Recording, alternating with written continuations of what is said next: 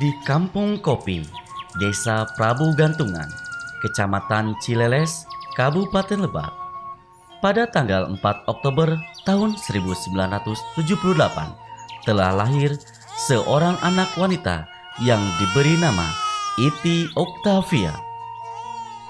Iti merupakan putri dari Haji Mulyadi Jayabaya yang lebih dikenal Bapak Pembangunan Kabupaten Lebak. Sehari-hari, gadis kecil ini dekat dengan hijaunya dedaunan, selalu menghirup udara segar setiap pagi, mendengar nyanyian burung di ranting dan dahan.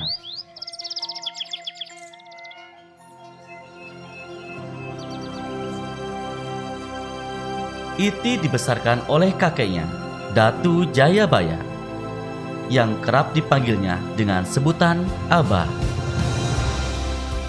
Meskipun berasal dari keluarga yang terpandang dan berkecukupan, sejak dini Iti diajarkan tentang kesederhanaan, kesolehan, dan keprihatinan.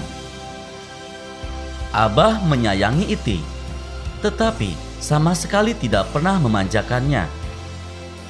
Abah sudah membentuk karakteristik Iti sejak dini.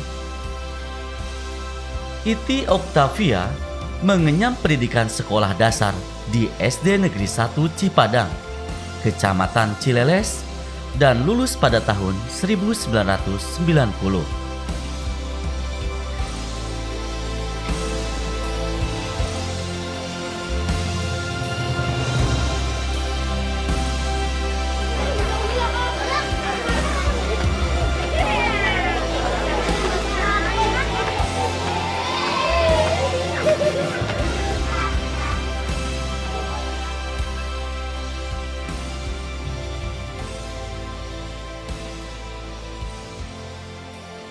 Neng Iti itu sosok siswa yang rajin, cekatan, rasa ingin tahunya sangat tinggi, patuh, agak sedikit tomboy. Kalau belajar sangat aktif atau berantusias tinggi. Aktivitas Neng setelah pulang sekolah bermain dengan teman sebayanya. Kadang-kadang Neng tidak segan-segan dan bahkan berani untuk menaik pohon randu yang besar di dekat sekolah.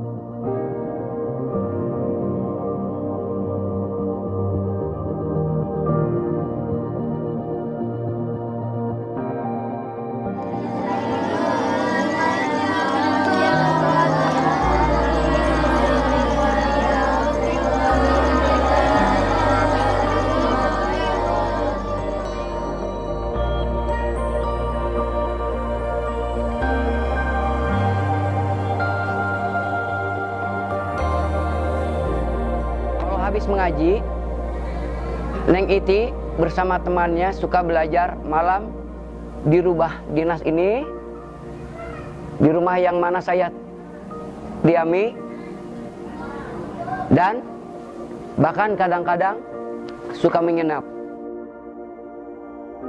Neng Iti itu teman kecil saya, walaupun dia kakak kelas, tapi kita sering main. Pulang sekolah pasti dia ngajak saya main. Permainan favoritnya yang congklak sama kelereng. Tapi yang paling terampil dia main kelereng.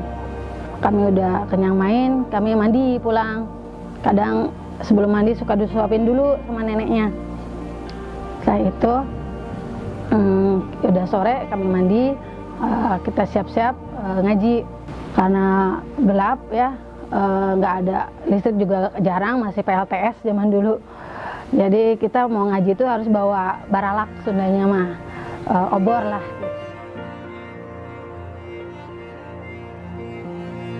Pada tahun 1990, Iti masuk ke SMP 3 Pandeglang di daerah Tenjolaya. Selain pendidikan formal, Iti juga mengikuti pendidikan agama di pesantren Salafi. Setahun berikutnya, pindah ke SMP Negeri 4 Rangkas Bitung. Lulus tahun 1993. Pesan saya kepada Neng Iti itu orangnya baik sekali, ramah, rendah hati, dan humble. Biasanya saya dan Neng Iti juga ikut menggembala sapi. Dua pelindung Neng Iti sangat tinggi.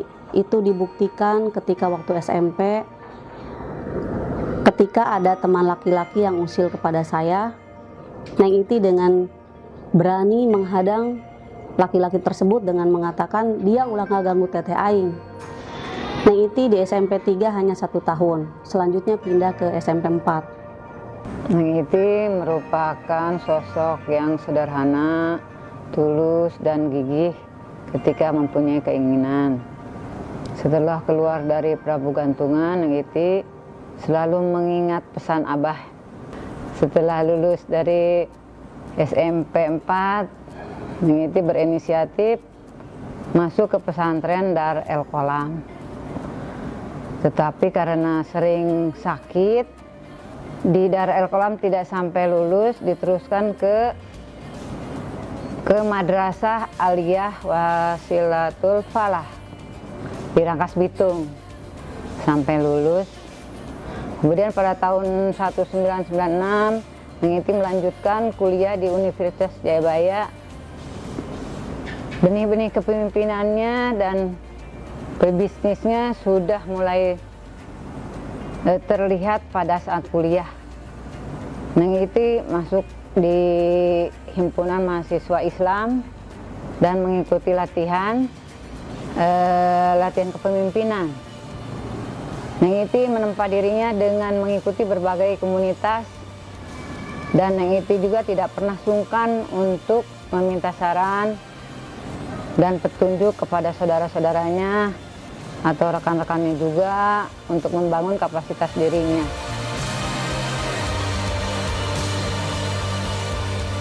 Bagai anak panah yang melesat dari busurnya,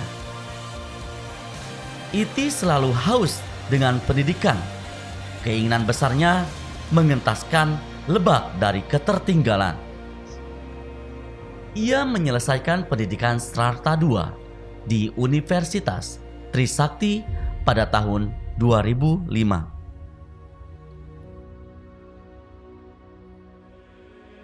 Neng Iti merupakan sosok wanita tangguh, wanita yang kuat, selalu ingin membantu. Oleh karenanya beliau disebut juga sosok Wonder Woman. Beliau 2006 mulai masuk ke Lebak sebagai Ketua DPC Demokrat. Karena memang faktor tereh sehingga beliau sangat mudah diterima oleh masyarakat Lebak. 2009 merupakan awal kiprah di politik, di mana beliau menjadi DPR RI dari Kabupaten Lebak. Pasca Pak JB memimpin Lebak, maka muncul Sri Kandi Lebak, sosok figur pimpinan baru, walaupun wanita tapi memiliki ketegasan, memiliki sebuah karisma tersendiri. Gaya Neng Iti ini berbeda, tegas dicampur dengan kelembutan. 2018 kemarin, Haja itu juga didaulat untuk menjadi Ketua DPD Demokrat Banten. Harapannya tentunya adalah Haja Iti tidak hanya bicara di Lebak, tapi juga Haja Iti bisa bicara di Provinsi Banten. Iti mempunyai karakter tidak pernah berpuas diri dalam segala hal kebaikan. Ia menghibahkan jiwa raganya untuk Lebak dengan mengikuti pemilihan Bupati Lebak tahun 2013.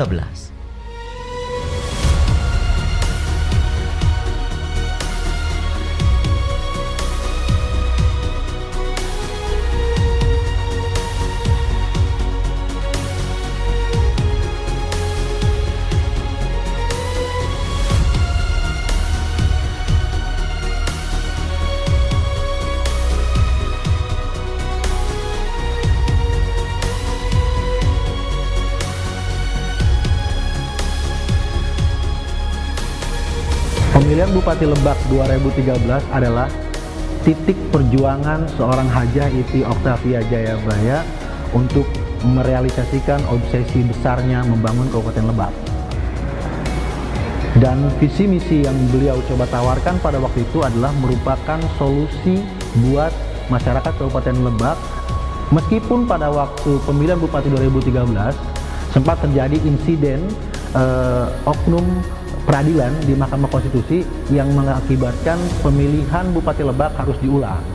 Akan tetapi itu tidak berpengaruh signifikan, bahkan publik atau dukungan masyarakat pada pasangan Iti Ade itu semakin meningkat, yang pada waktu itu perolehan suara sebelumnya 62% dan pada pilkada ulang pasangan Iti Ade itu mendapat perolehan 67%, dan itu bukti bahwa pasangan Iti Ade ini itu merupakan pasangan yang menjadi harapan masyarakat Lebak.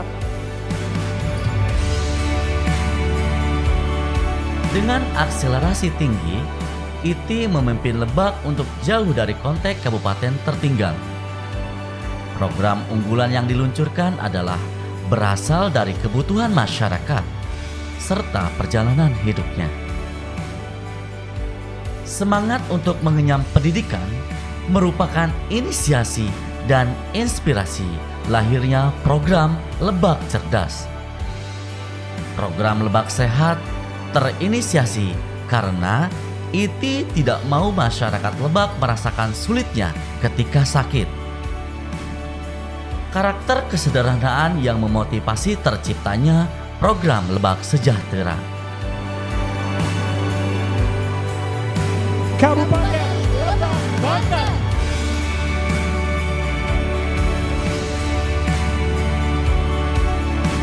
Berbagai penghargaan diraihnya, baik tingkat nasional maupun provinsi.